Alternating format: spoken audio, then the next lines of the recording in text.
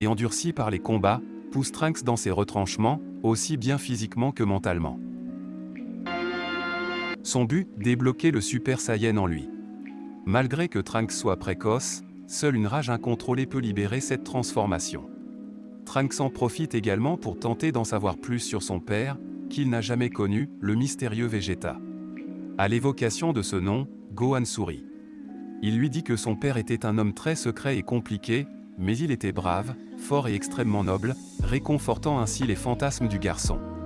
Les mois passent et Trunks devient de plus en plus fort, mais il lui est toujours impossible de libérer l'énergie nécessaire.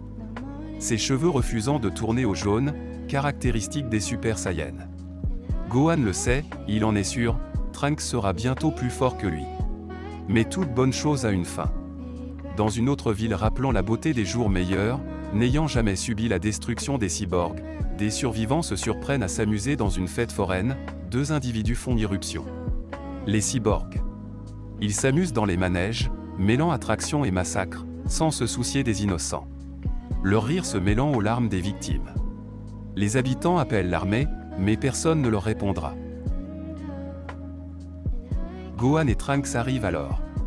Gohan ordonne à Trunks de se mettre à l'abri et se lance seul dans le combat, d'abord seulement contre ses 17.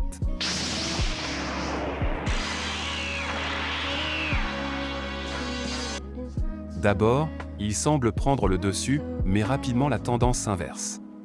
Ces 18 s'ajoutent au combat. Face aux deux, Gohan se fatigue. Le point fort des cyborgs, leur énergie illimitée. Ils ne font qu'une bouchée de lui. Trunks ne peut rester sans réagir, mais en vain, il ne fait pas le poids face à ces 18, qui le tabassent comme on s'amuserait d'un ballon.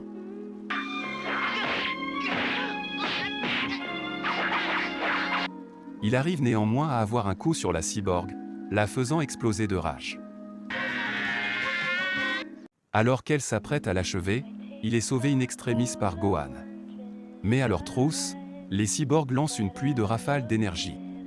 Gohan n'a pas d'autre choix que de fuir, cachant Trunks évanoui dans ses bras.